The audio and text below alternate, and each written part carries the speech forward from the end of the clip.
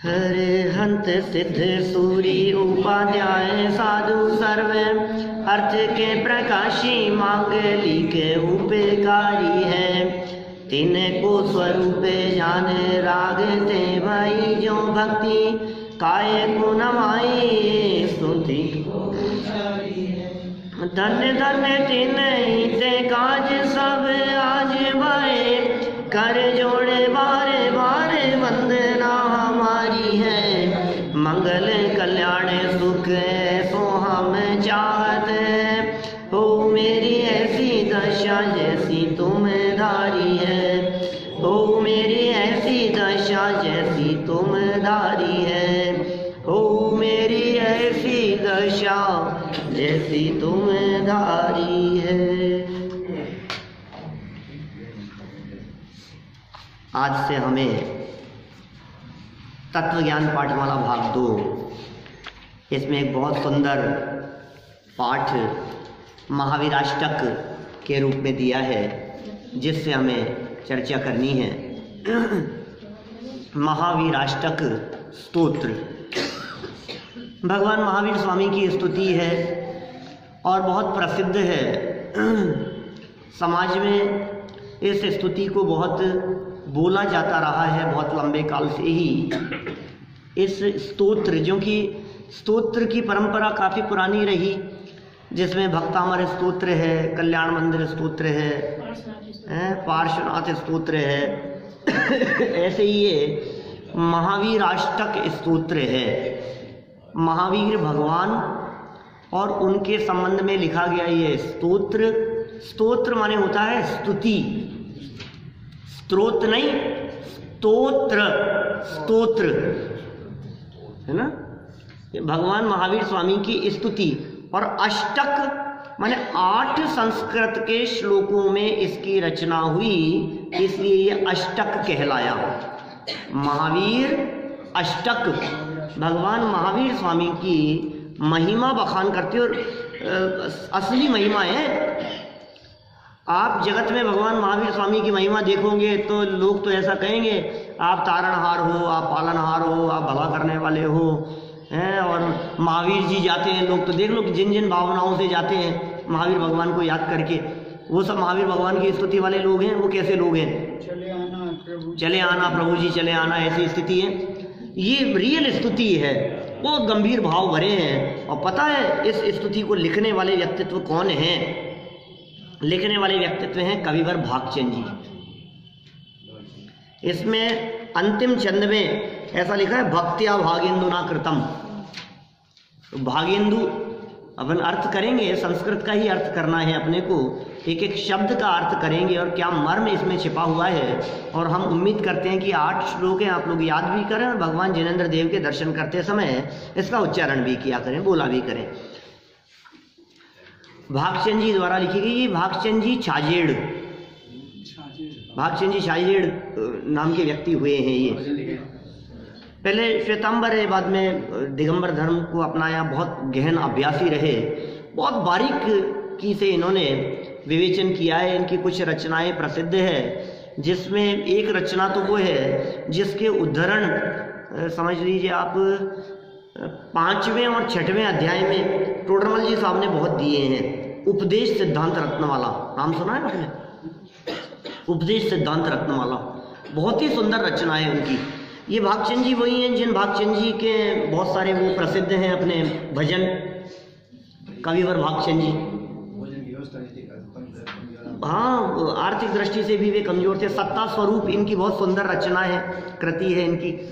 नेमिनाथ पुराण इनके द्वारा लिखा गया है, वो भी इनका बहुत सुंदर एक ग्रंथ है। इसके अतिरिक्त अमित गति श्रावकाचार, उसके भाषा वचनी का कार्य है। अमित गति श्रावकाचार के ढूंढारी आदि ऐसी पुरानी भाषाओं पर इनको बहुत कमांड था। और संस्कृत के भी आप बहुत उत्कृष्ट विद्वान थे। और आपका काल लगभग अभी से यदि हम देखें तो 150 वर्ष से ज़्यादा पुराना आपका काल है। विक्रम संवत 1933 आपका जीवन पूरा हुआ, 1877 में आपका जन्म हुआ, मतलब आज से 200 साल पहले लगभग आपका जन्म हुआ है। और 56 वर्ष की आपकी आयु रही। ऐसे भागचंद जी के द्वारा लिखी गई ये बहुत ही सुंदर ये रचना है। और ये ग्वालियर के पास में ईसागढ़ के रहने वाले थे। इनका बहुत काल जयपुर में भी बीता। यहाँ पे नाम है, हाँ, भागचंद जी का नाम यहाँ होना चाहिए।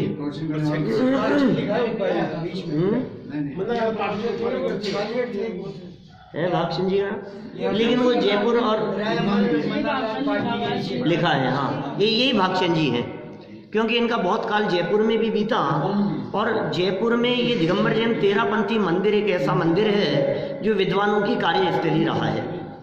माने जयपुर में कोई विद्वान आकर के काम करे या जयपुर में कोई विद्वान रहे और इस तेरापंथी बड़े मंदिर से अपरिचित हो, ऐसा पिछले 300 वर्षों में नहीं हुआ। वर्तमान में तो बहुत मंदिर हो गए, सेंटर हो गए, क्षेत्र हो गए, तो बहुत बट गए हैं लोग।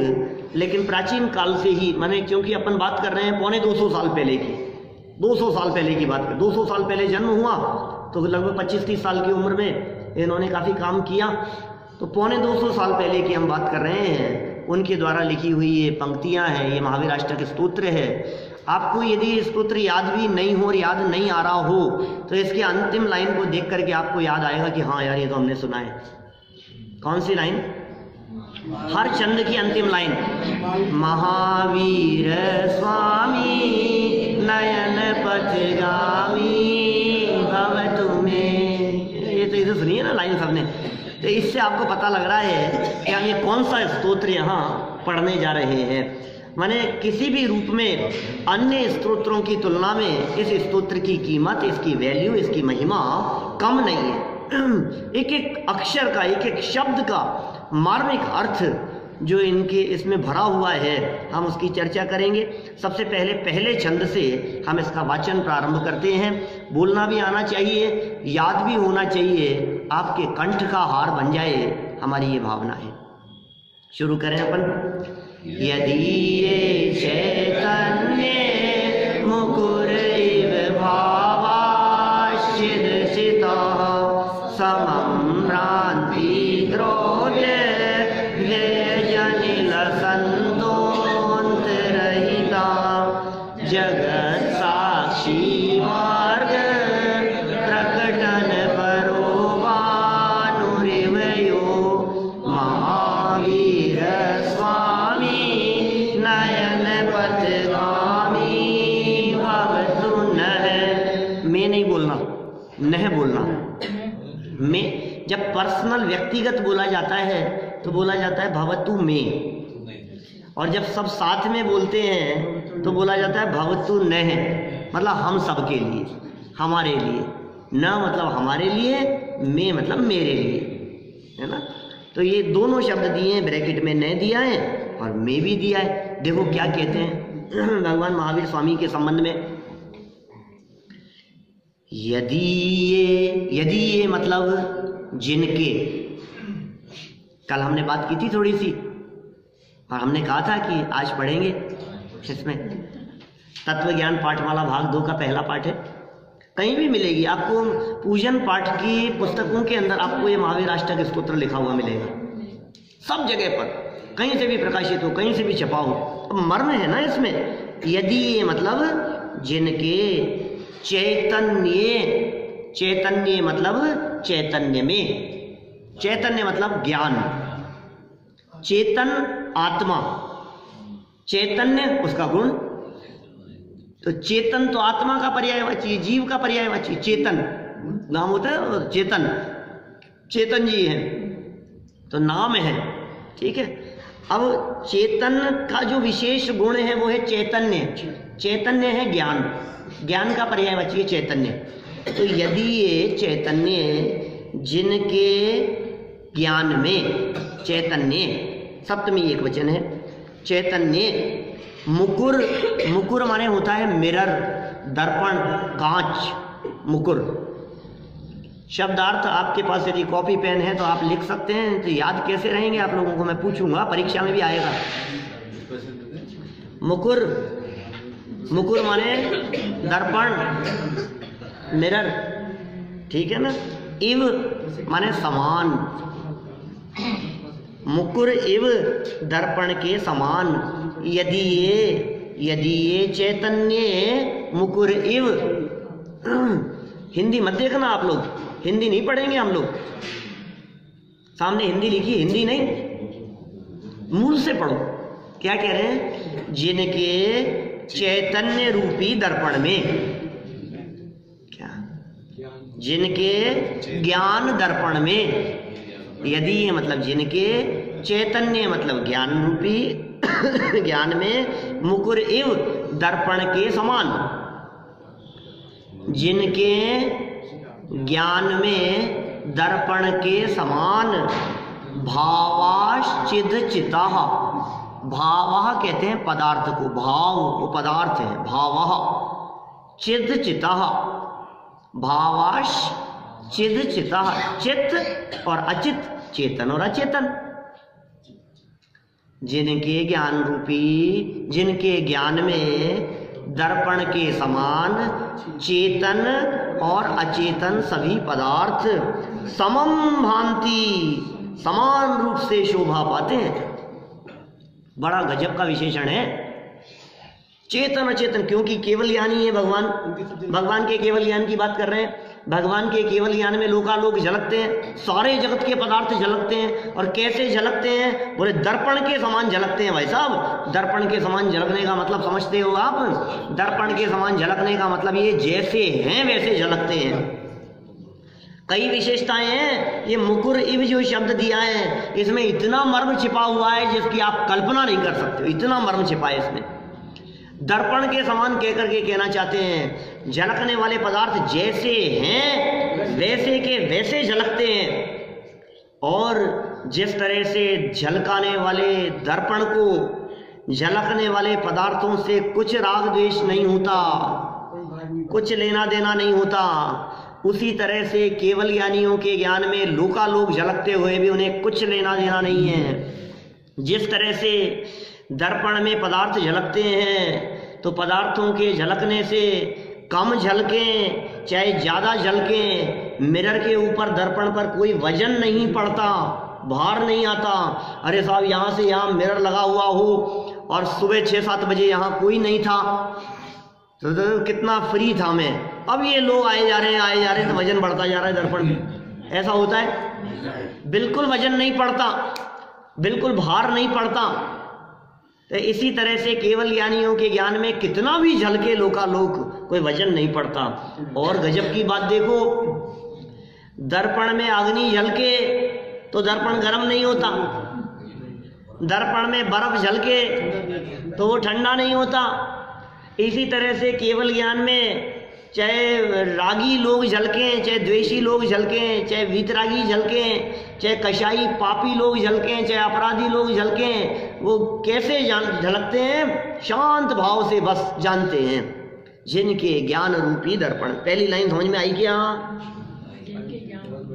यदि ये माने जिनके, चैतन्य माने चैतन्य में, मुकुर माने दर्पण के, इव मतलब समान, भावाश चिद चिता, चिद चिता चित अचित, चित माने जीव चेतन, अचित अचेतन, समम समान रूप से, भांति शोभा पाते हैं, झलकते हैं। कैसे कैसे समान रूप से? बोले द्रव्य व्यय जनी लसंतोंत रहिता। बोलना तो आ रहा है ना, पढ़ करके तो बोल ही सकते हैं। द्रव्य समम भांति द्रव्य व्यय जनी लसंतोंत रहिता। द्रव्य मतलब ध्रुवता, व्यय मतलब नष्ट होना, और जनी मतलब जन्म लेना, उत्पाद व्यय ध्रुवता से सहित। द्रव्य व्यय, द्रव्य और व्यय और उत्पाद जनी, लसंतो शोभा पाते हैं, झलकते हैं। और कैसे? अंत रहिता, अनंत पदार्थ। केवल ज्ञान में जब पदार्थ झलकते हैं तो कैसे झलकते हैं? अंत रहित पदार्थ झलकते हैं भाई साहब, अनंत जितने हैं। आलोकाकाश का अंत नहीं है तो अनंत को कैसे जानते हैं? अनंत को अनंत रूप से जानते हैं। 2 लाइनें हो गई। यदि ये चैतन्य मुकुर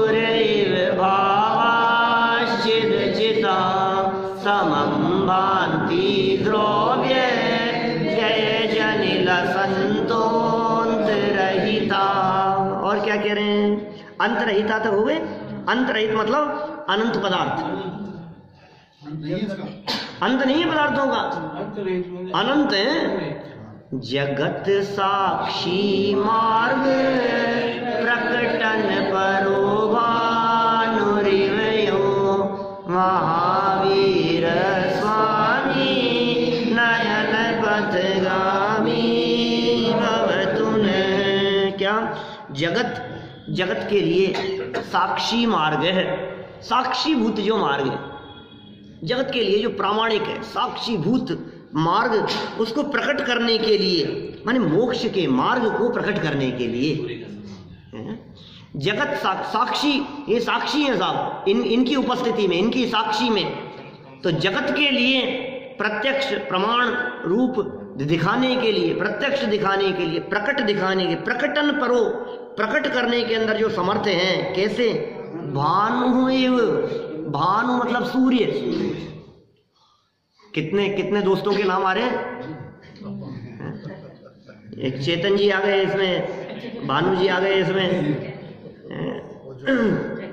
देखो, भानु इव, भानु मतलब सूर्य, इव मतलब समान, यो मतलब जो, जो जगत के जीवों को मोक्ष मार्ग दिखाने के लिए सूर्य के समान है भाई साहब।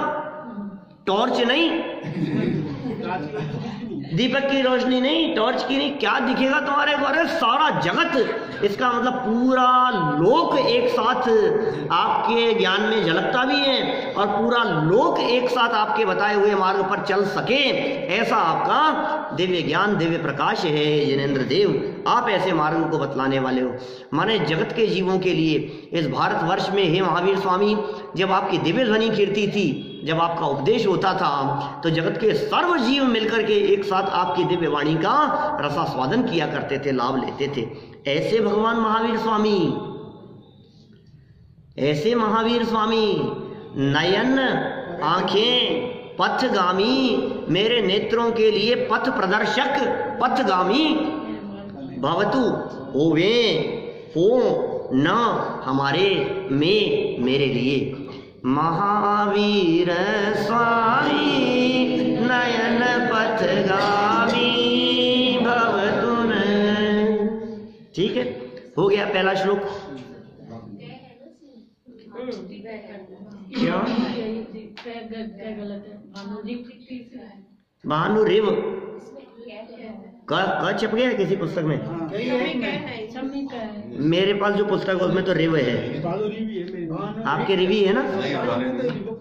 पुरानी वाली में रिव है, सही कर लेना, वह कर लीजिए उसको। भानुरिव, भानु रे, रे में से विसर्ग निकलेगा तो भानु और ई, इव, ठीक है, भानु इव।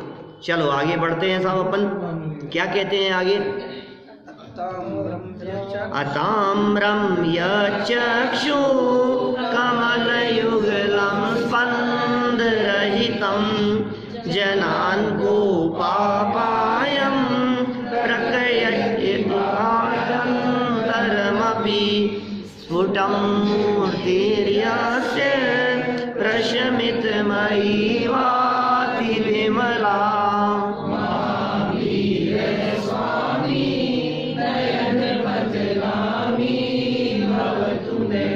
क्या कह रहे हैं? बहुत मार्मिक बात है भैया।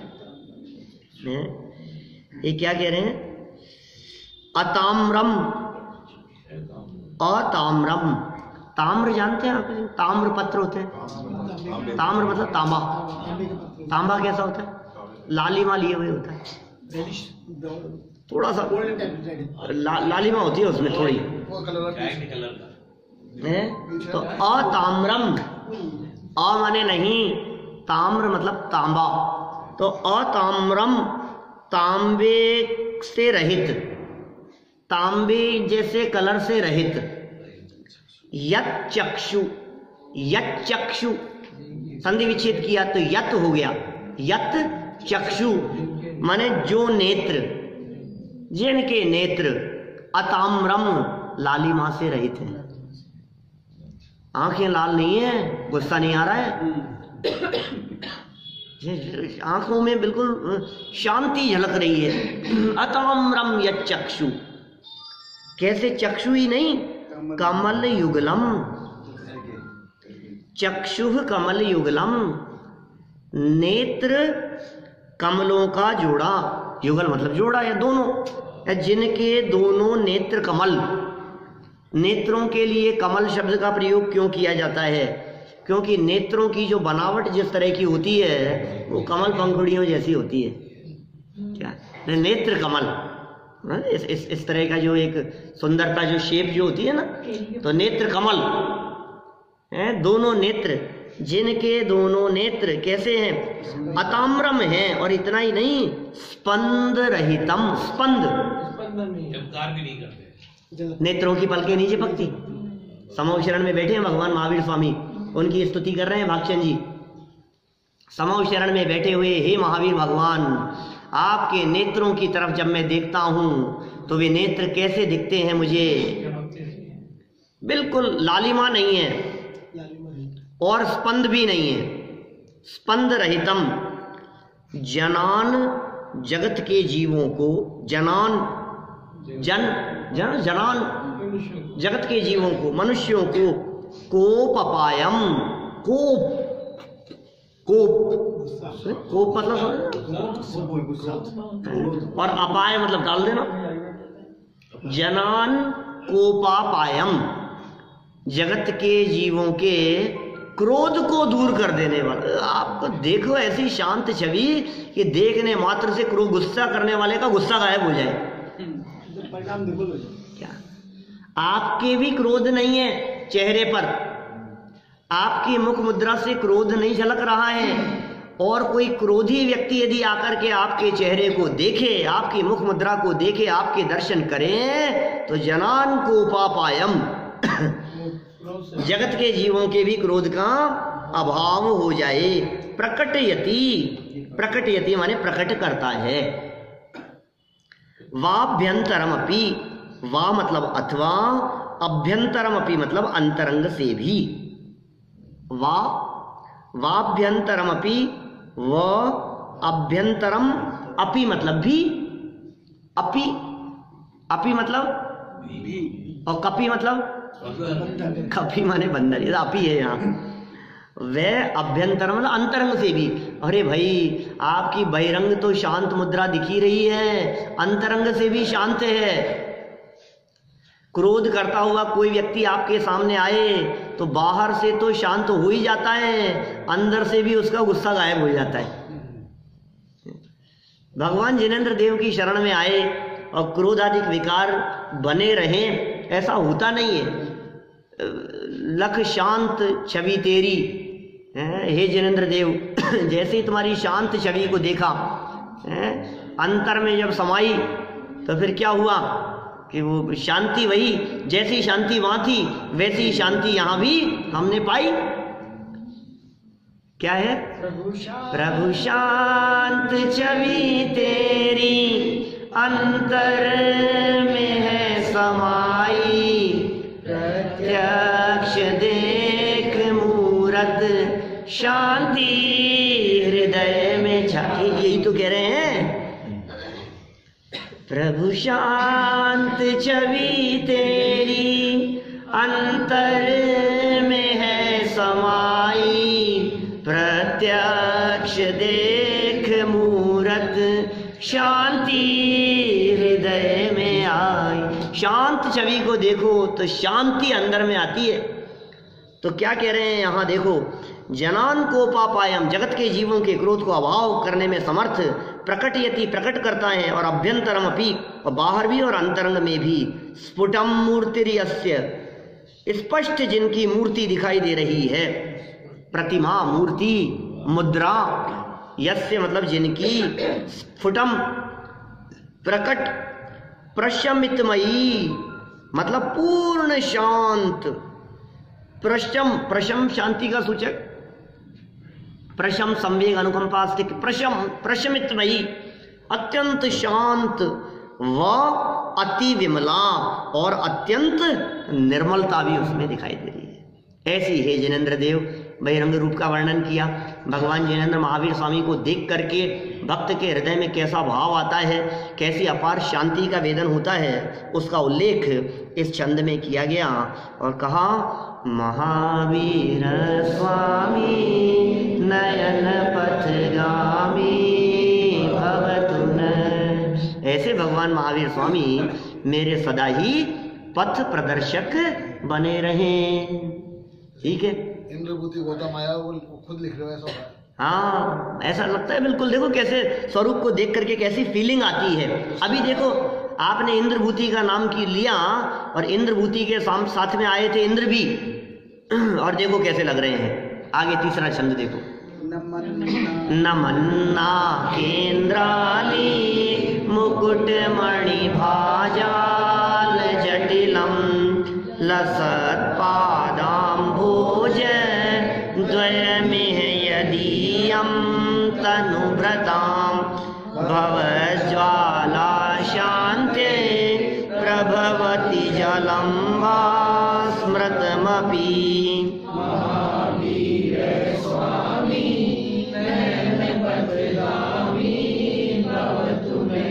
बहुत सुंदर मार्मिक बातें कहते हैं भाई। भगवान महावीर स्वामी को देखो कैसे दिख रहे हैं वो, क्या है तो कह दिया ताम्रम है, जिनके चक्षु लालिमा से रहित हैं, ये सारी बातें शांत है, शांत छवि है। अब उनको वंदन करने वालों की बात कहो तो क्या कह रहे हैं, देखो कैसे हैं। नमन, नमन मतलब नमन, नाकेंद्र, नाके कहते हैं स्वर्ग, नाकेंद्र स्वर्ग के इंद्र, नमन करते हुए स्वर्ग के इंद्र। भक्तामर प्रणत मौली मणि प्रभाणाम, वही है, सेम भाव है बिल्कुल, कोई फर्क नहीं है दोनों में। क्या कह रहे हैं, नमन नाकेंद्र आली। नाके शब्द का प्रयोग आप शक्रेंद्रम, और शक्रेंद्रम की जगह कहीं कहीं शब्द मिलता है शांतिनाथ भगवान का जो अर्घ है उसमें क्या कहते हैं, नुतनाकेशम, नुत शक्रेशम की जगह कहीं कहीं नुतनाकेशम भी मिलता है, अजितनाथ भगवान की नुतनाकेशम। तो नाकेशम क्या चीज है, वही इंद्र, नाकेशम इंद्र ही है, इंद्रों की बात है। नाक मतलब स्वर्ग और नाकेशम इंद्र। तो नमन नाकेंद्राली, हाँ, नाक माने स्वर्ग, नाके मतलब भी स्वर्ग, वो विभक्ति लग जाती है तो हाँ। तो नमन करते हुए नाकेंद्र स्वर्ग के इंद्रों की आली, आली मतलब पंक्ति, आली पंक्ति, जैसे दीपावली तो आली, आली तो पंक्तियां, दीपों की आवली तो आली। तो नमन नाकेंद्राली, आप समूह शरण में बैठे हुए हैं भगवान महावीर स्वामी, और आपको नमन करते हुए इंद्रों की लाइन लगी है, नमन कर रहे हैं। मुकुट मणि, भक्तामरे प्रणत मौली मणि, मुकुट मणि भा, भा मतलब आभा, मुकुटों की मणि, मुकुटों में जो मणियां जड़ी हुई हैं उनकी भा, आभा। जाल, जाल मतलब समूह, और जटिलम माने जड़ गया हो।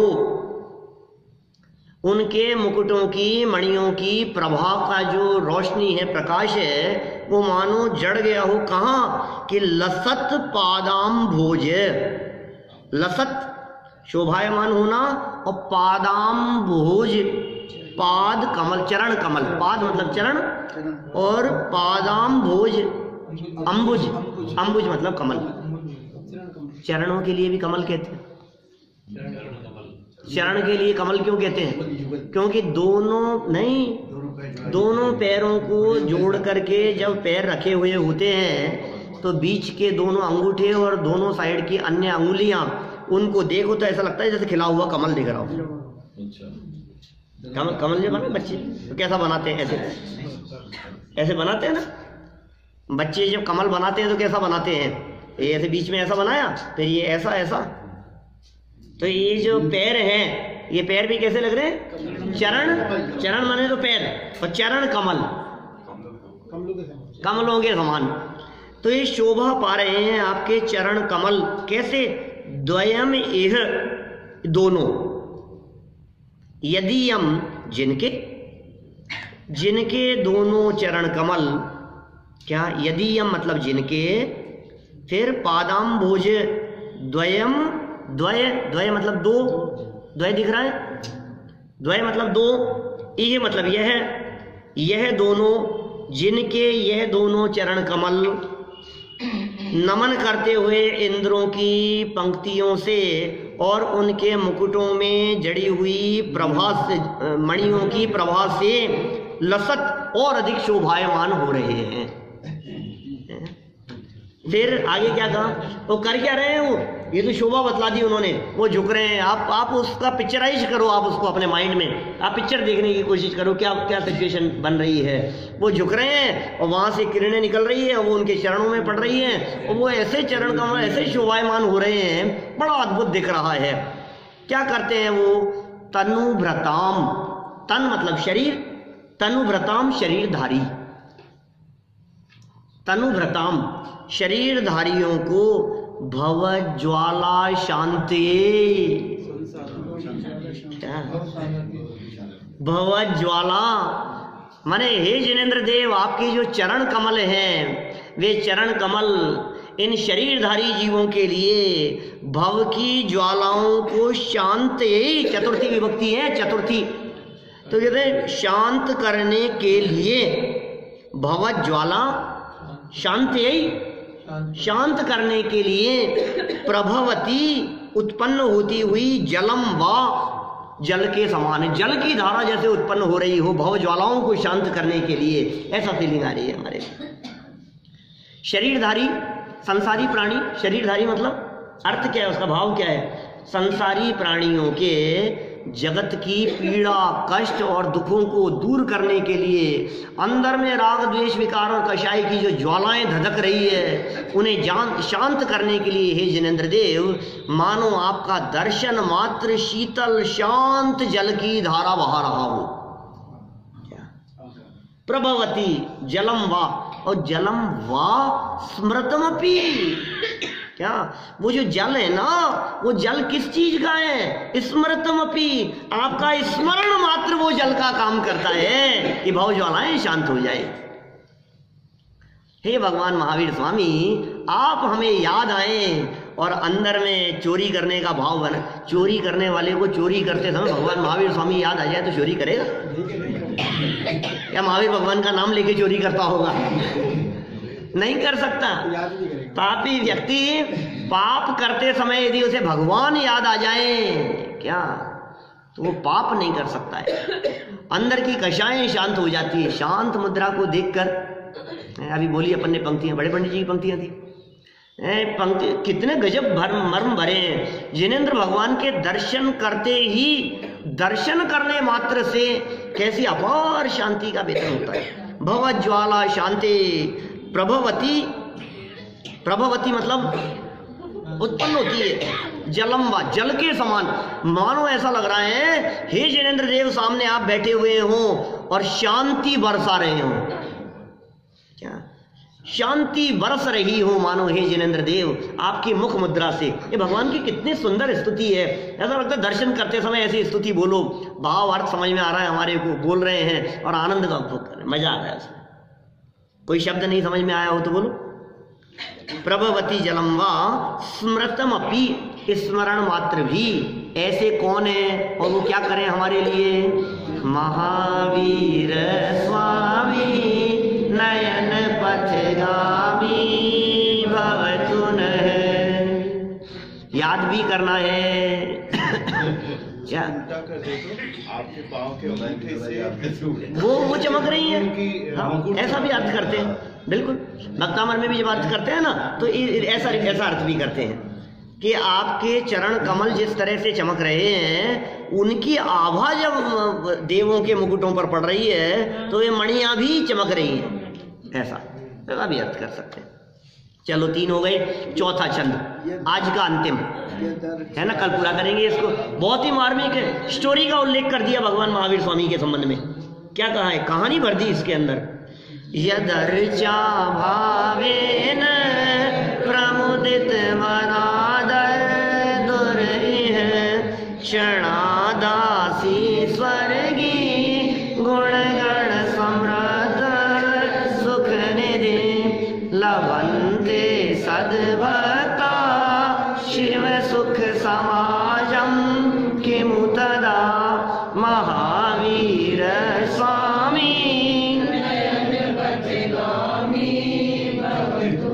समझ में आया क्या? कुछ नहीं आया? अभी आएगा समझ में, मजा आएगा। अभी देखो अब यत, यत मतलब जो अर्चा भावेन, यद अर्चा भावेन, तीन शब्द हैं यहाँ। यत त निकलेगा इसमें से और फिर अ अलग निकलेगा। यत अर्चा, अर्चा तो जानते हैं, अर्चा पूजा में भक्ति, जैनेन्द्र देव का गुणानुवाद गुण स्मरण, ये सब पूजा भक्ति, ये सब क्या अर्चना कहलाती है? जैनेन्द्र अर्चना, भगवान की पूजा। तो यत माने जो, जिनकी अर्चा माने पूजा के, भावेन भाव के द्वारा, भाव से, तृतीया विभक्ति, जिनकी पूजा के भाव से, जिनकी भक्ति के भाव से, यत अर्चा भावेन प्रमुदित मना, प्रमुदित, प्रमुदित हो जाओ थोड़े, प्रमुदित होकर के सुनो, आप तो हमेशा प्रमुदित रहते हो। प्रमुदित मना, क्या मन से, जो बहुत प्रसन्न होकर के भगवान की पूजा के भाव से आता हुआ, दर दुर कहते हैं मेंढक है। दर दुर मतलब सेठ जी, सेठ जी, अरे सेठ जी थे वो, पूर्व गांव में सेठ जी थे क्या, जो पानी पानी करते हुए मर गए थे सामयिक से, वही सेठ जी की कहानी है। और वो कहाँ तो सेठ जी और कहाँ मेंढक हो गए, बावड़ी में मेंढक हो गए, और फिर वो बाल्टी में आ जाते थे, सेठानी पानी भरती थी तब, क्या उनकी धोती पकड़ते रहते थे। और फिर क्या हुआ कि जब मालूम चला सेठानी को, मैंने रात से चर्चा करके कि ये तो वो हैं, तो बहुत राग भाव से उनको घर ले आई, क्या कि वही हैं। और फिर क्या हुआ, जब भगवान महावीर स्वामी का समूह शरण आया, क्या, और भगवान महावीर स्वामी की दिव्य ध्वनि खिरने लगी, तो अन्य लोगों के समान ही वो मेंढक भी अपने मुख में फूल की पंखुड़ी लेकर, एक फूल लेकर, और प्रसन्न चित्त होकर के फुदकता फुदकता हुआ भगवान महावीर स्वामी के समूह शरण में दिव्य ध्वनि सुनने की भावना से, देखिए देखिए आपने चित्र देखेंगे, कल दिखा देंगे, मैंने बहुत सुंदर। यद अर्चा भावेन, अब बात क्या कह रहे हैं, मार्मिक बात क्या कहना चाहते हैं, ये तो घटना का उल्लेख कर दिया। और फिर क्या हुआ आपको पता है, जब वो मेंढक जीव, जो सेठ का जीव था, सामायिक की तो घटना पता ही है पूरी, पानी पानी करता हुआ मर गया था। अब वो जो मेंढक मुंह में फूल लेकर भगवान महावीर स्वामी के समूह शरण की तरफ जा रहा है, फिर क्या हुआ, राजा श्रेणिक, क्या राजा श्रेणिक का जीव हाथी पर बैठकर अपने पूरे लवाजमे के साथ में जा रहा था, तो उसके हाथी के पैर के नीचे आकर मर गया वो मेंढक। क्या ये स्टोरी आर्यव को उस समय में याद थी जब उसको लिखना पढ़ना नहीं आता था, तो चलाता हुआ बोलता था, उस समय पूरी स्टोरी याद थी उसको। तो कब क्या कह रहे हैं, वो जो मेंढक जो था, वो मेंढक जो जा रहा था भक्ति के भाव से जा रहा था। अब सेकंड लाइन देखो, फिर हुआ क्या साहब, हाथी के पैर के नीचे आकर के मर गया, तो क्या हुआ, क्षणादासी स्वर्गी गुण गण समृद्ध सुख निधि, क्या क्षण मात्र में आसीत स्वर्गी, स्वर्ग में चला गया।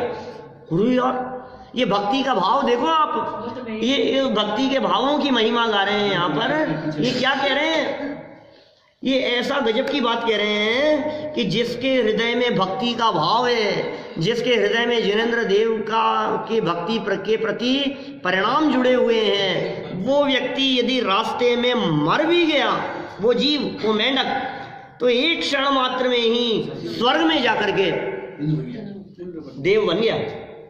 क्षणादासित स्वर्गी। और कैसे स्वर्ग में? गुण गण समृद्धि सुख निधि। क्या गुण और गण? गण माने होता है समूह, गुणों के समूह और समृद्धि के साथ में, और सुख निधि, खूब सुख जहां है, ऐसे सुख ही सुख। मतलब यहाँ तो कहाँ मेंढक की अवस्था, तिर्यंच अवस्था, और कहाँ देवगति की अवस्था। कैसे हो गया साहब? ये क्यों हुआ बताओ मेरे को? भक्ति के भाव से। महावीर भगवान की भक्ति की महिमा गा रहे हैं ये कह रहे हैं उस मेंढक के साथ में जब ऐसा हो गया, भक्ति के भावों से, भक्ति के परिणामों से, जब वो मेंढक क्षण मात्र में ही वहां पहुंच गया, तो फिर अब भागचंद जी कह रहे हैं, लभन्ते सद्भक्ता शिव सुख समाजम किमु तदा। लभन्ते माने प्राप्त करते हैं।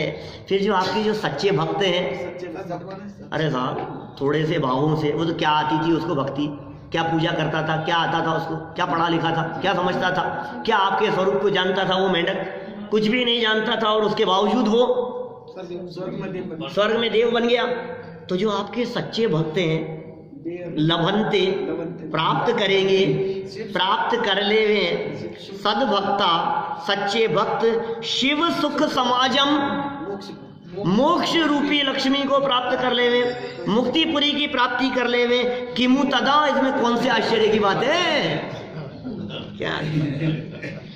हे भगवान महावीर स्वामी, यदि कोई व्यक्ति आपका सच्चा भक्त हो और वो अल्पकाल में आपके बताए हुए मार्ग पर चलकर आप जैसा बन जावे और आपके बगल में जाकर बैठ जावे, तो इसमें कौन से आश्चर्य की बात है? माने ऐसा हो ही जाता है। महावीर स्वामी नयन पथगामी भवतु।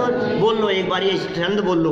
देखो धीरे धीरे बोलना, जितना धीरे बोलोगे स्पीड स्लो होगी, उतना ज्यादा आप क्लियर बोल पाओगे और अर्थ भी समझ पाओगे।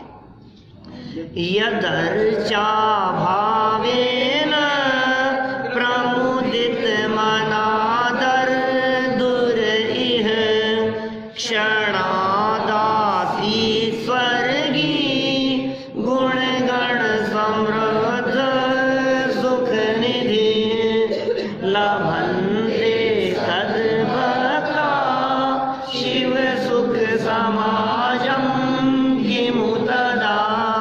महावीर स्वामी नयन पथगामी भवतु। समझ में आया कि नहीं?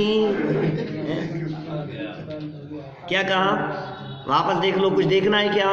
चार छंदों में यदि कोई बात नहीं समझ में आई हो तो बताओ।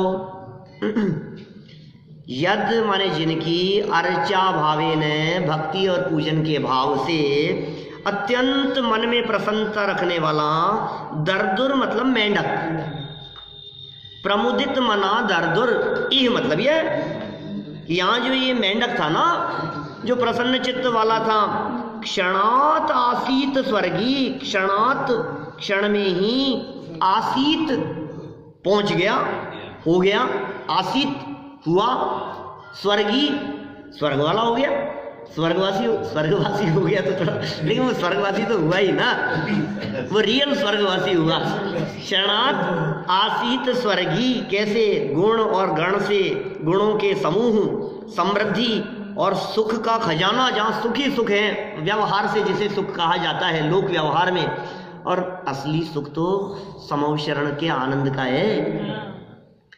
पंचेंद्रिय विषय भोगों के सुख की क्या बात करें? उसे क्या प्राप्त हुआ था बताओ? वे स्वर्ग मिल गया था क्या? अरे नहीं नहीं, आपको पता है स्टोरी, वो वहां से हाथी के पैर के नीचे कुचला गया, और राजा श्रेणी तो अभी पता नहीं कहाँ है और कब समूह शरण में पहुंचेंगे, और वो तो पहुंच गया समूह शरण में।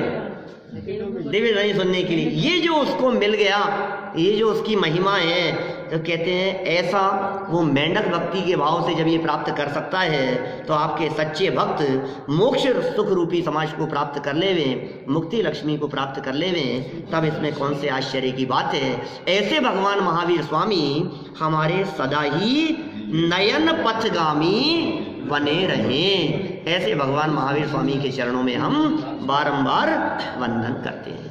याद करना इसको, 4 चंद है, कठिन नहीं है याद करना, कोशिश करेंगे तो 4 में से 2 4 को, इन 4 चंदों को यदि आप 4-6 बार दिन भर में बोलोगे तो वो याद भी हो जाएंगे, तो जवान पर आ जाएंगे शब्द। फिर कल 4 चंद बोलते हुए आगे अपन बढ़ेंगे। अभी विराम।